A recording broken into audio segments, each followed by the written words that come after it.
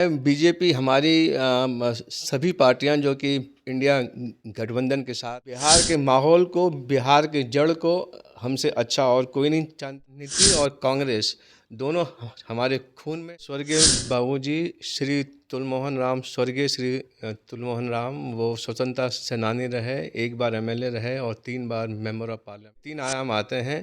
पहला है पढ़ो टू लर्न, दूसरा है कमाओ टू अर्न और तीसरा है लौटाओ टू रिटर्न। तमिलनाडु पहले से ही काफ़ी विकसित राज्य पर जो है राजनीति में फिल्मी चेहरों का, फिल्मों का काफ़ी प्रभाव रहा है, जबकि हमारे यहाँ जो है फिल्मों का राजनीति पर कोई प्रभाव नहीं रहा। बिहार में सिर्फ अपने अधिकारों की बात करते हैं, कर्तव्य की बात कम करते। वो हमेशा ये कहते थे हम लोग को भी और समाज के लोगों में। 3 आयाम आते हैं।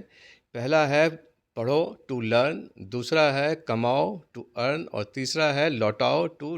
पढ़े लिखे हैं और अपने अपने अधिकार और अपने कर्तव्य को भी पहचान। गांधी जी ने जो भारत यात्रा की है उससे काफ़ी बदलाव। मुलाकात के खास कार्यक्रम में फिर से एक बार उपस्थित मैं हूँ आपके शत प्रकाश। खास मुलाकात में हमेशा आपको एक नए शख्सियत से रूबरू कराते हैं और आज आपके समक्ष हमारे साथ मौजूद हैं ब्रजकिशोर रवि, जो कि तमिलनाडु में डीजीपी की कमान संभाल चुके हैं और वो वीआरएस दे के कांग्रेस पार्टी को ज्वाइन किया है। खुद हमारे साथ सर मौजूद हैं। और सर बहुत बहुत स्वागत है आपका 3 न्यूज़ में। नमस्कार। और सर एक सवाल आता है, चूँकि आपने डीजीपी की कमान संभाली तमिलनाडु में और फिर से आप राजनीति की ओर मूव किए, कांग्रेस पार्टी को ज्वाइन किया, तो कैसे देखते हैं इसको? जी, ऐसा है कि मेरे स्वर्गीय बाबूजी श्री तुलमोहन राम, स्वर्गीय श्री तुलमोहन राम वो स्वतंत्रता सेनानी रहे, एक बार एमएलए रहे और 3 बार मेंबर ऑफ पार्लियामेंट रहे। इसलिए राजनीति और कांग्रेस दोनों हमारे खून में है। और जो भी आपने इस समाज से जो लिया है वो आप वापस कीजिए। अगर आप वहाँ तक नहीं पहुँच पाते हैं, तीसरे फेज तक, थर्ड आयाम तक, तो आपकी ज़िंदगी अधूरी है। तो शायद इसलिए मैंने कांग्रेस को चूज़ किया। जी। और चूँकि सर आप अपनी आने वाली राजनीति को बिहार में आप फैलाने वाले हैं, तो यहाँ के लोग भी या फिर टीम की चैनल भी दर्शक जानना चाहते हैं कि आपकी जो बिहार में किस तरह की आपकी बेस रही, आपका पैतृक आवास कहाँ रहा, और फिर आप जो बिहार की जनता पे काम करेंगे, तो यहाँ के ग्राउंड के बारे में आप बताएं कि आपका जीवन शैली यहाँ पे कैसे बीता, कितने कनेक्ट थे आप यहाँ से?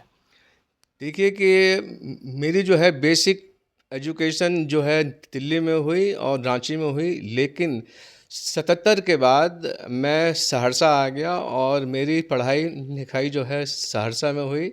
सहरसा के जिला स्कूल से मैं पास आउट किया और उसके बाद में इंटर और बीए करने के लिए मैं यहीं आ गया था पटना में। और पटना कॉलेज से मैंने इंटर और बीए समाजशास्त्र में मैंने ऑनर्स किया। और मैं जब यहाँ 77 में जब मैं यहाँ था सहरसा में, तो मैंने अपने बाबूजी को हेल्प करते हुए 2-3 साल खेती में भी उनकी मैंने सहायता की है। भले ही मैं 34-35 साल मैं बाहर रहा, लेकिन मैं हमेशा आते रहा और बिहार के समस्याओं से और उसका क्या समाधान हो सकता है उससे मैं वाकिफ़ हूँ, जो कि मैं आगे जब भी काम करूँगा तो बिहार के लिए काम करूँगा। जी, बिल्कुल। और सर चूँकि आपने तमिलनाडु में बहुत टाइम दिया है और वो भी एक डीजीपी के पद पे, और बिहार में आप राजनीति को देख रहे हैं। मैं ये सवाल आपसे करना चाहूँगा कि अभी तमिलनाडु और बिहार के पॉलिटिक्स में कितना डिफरेंसेस है? और वहाँ के लोगों में, यहाँ के लोगों में राजनीति को लेके क्या समझ है? इस चीज़ को आप बता सकते हैं? देखिए, ऐसा है कि तमिलनाडु पहले से ही काफ़ी विकसित राज्य रहा है। वहाँ पर वहाँ की कृषि या इंडस्ट्री जो है वो काफ़ी डेवलप्ड है। वहाँ पर जो है राजनीति में फिल्मी चेहरों का, फिल्मों का काफ़ी प्रभाव रहा है, जबकि हमारे यहाँ जो है फिल्मों का राजनीति पर कोई प्रभाव नहीं रहा है। दूसरी चीज़ ये है कि वहाँ के लोग पढ़े लिखे हैं और अपने अपने अधिकार और अपने कर्तव्य को भी पहचानते हैं, जबकि हमारे यहाँ क्या है कि हम बिहार में सिर्फ अपने अधिकारों की बात करते हैं, कर्तव्य की बात कम करते हैं। तो सोचना होगा ये कि हम जब अधिकारों की बात करते हैं तो कर्तव्य पर भी हमें ध्यान देना होगा। और अगर हम कर्तव्य पर ध्यान देंगे तो ज़रूर है कि हम लोग विकास की ओर अग्रसर होंगे। जी, बिल्कुल। और सर एक और भी सवाल आता है, जैसे कि बिहार बिहार की विकास की बात आती है, और जब बिहार की विकास की बात आती है तो अगर आप यहाँ बिहार को राजनीतिक दृष्टि से देख रहे हैं और आपकी पार्टी कांग्रेस को आपने ज्वाइन किया है, तो क्या लगता है कि बिहार में जो यहाँ पे लोग हैं, जो यहाँ पे तमाम जनसंख्या है, उनका डेवलपमेंट कैसे होगा? आप लोग के पास इसका क्या एजेंडा है? देखिए, अगर आप देखें तो बिहार में वो सब चीज़ें हैं जिससे कि विकास हम लोग कर सकते हैं। अगर आप देखें तो दुनिया का सबसे बड़ा जो प्रोडक्शन है मखाना का, फ़िश का, वो हमारे यहाँ बिहार में होता है। लेकिन अगर आप देखें कि नॉर्थ बिहार में जहाँ पर कि हर हर फसल होता है, लेकिन फूड प्रोसेसिंग का एक भी यूनिट नहीं है। अभी भी अगर आप सहरसा जाएं, समस्तीपुर जाएं, दरभंगा जाएं तो वहाँ आप देखेंगे कि अभी भी जो है मखान को पत्थर से तोड़ा जाता है। मक्का हम पैदा करते हैं, लेकिन मक्का को प्रोसेस करने के लिए बिहार में कहीं भी कोई प्रोसेस यूनिट है नहीं। तो हम चाहेंगे कि जो चीज़ हम पैदा कर रहे हैं वो चीज़ हम दूसरों को बेचने के बजाय हम बिहार में ही उसको फाइनल रूप दें और उसको हम मार्केट में जो है बेच सकें। क्योंकि अगर आप देखेंगे कि हमारी ही चीज़ें दूसरे आदमी जा कर के उसको प्रोसेस करके और उसमें चौगुना 10 गुना फ़ायदा भी वो लेते हैं। तो हम चाहेंगे कि जो भी हम यहाँ प्रोड्यूस कर रहे हैं उसके लिए फूड प्रोसेसिंग यूनिट यहाँ पर आए। और हम लोग जो है अगर वो आता है और हम लोग फिर जो है विकास की ओर बढ़ सकते हैं जल्दी से जल्दी। जी, बिल्कुल। और सर आपने जिस तरीके से वीआरएस दिया और आपने फिर राजनीतिक पार्टी ज्वाइन की, तो एक सवाल यहाँ ये बनता है कि सिर्फ कांग्रेस को ही आपने क्यों चूज़ किया? चूँकि और भी जो है कि बड़ी पार्टियाँ या फिर पार्टियाँ बिहार में मौजूद है। देखिए, इसलिए भी किया कि एक तो कि मेरी जो जो पृष्ठभूमि रही है वो जो है कांग्रेस की रही है। और मैं कांग्रेस के वैल्यू सिस्टम से जो उनका आदर्श है वो क्या क्या है, तो वो प्रजातंत्र है, सामाजिक न्याय है, राष्ट्रवाद है, समावेश विकास है। और अभी आपने देखा होगा कि हाल में कि राहुल गांधी जी ने जो भारत यात्रा की है उससे काफ़ी बदलाव आया है, लोगों में जागरूकता आई है।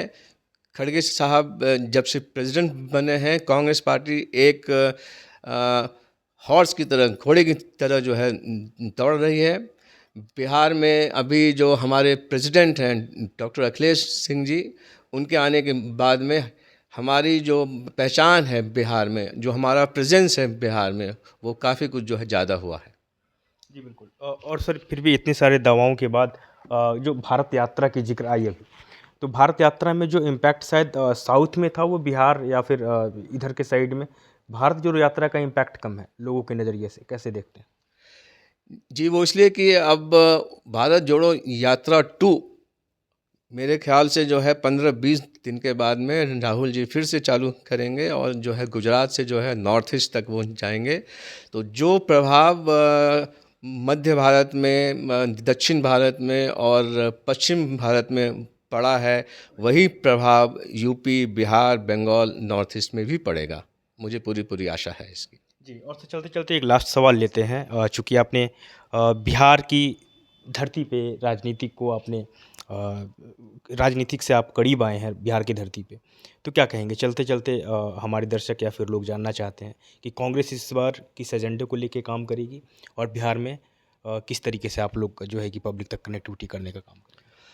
हम जो है बीजेपी हमारी सभी पार्टियां जो कि इंडिया गठबंधन के साथ हैं। और हमारी कोशिश ये रहेगी कि ये नफ़रत की राजनीति जो है इस देश से दूर हो, कम्युनलिज्म जो है ये दूर हो, देश धर्मनिरपेक्ष बने।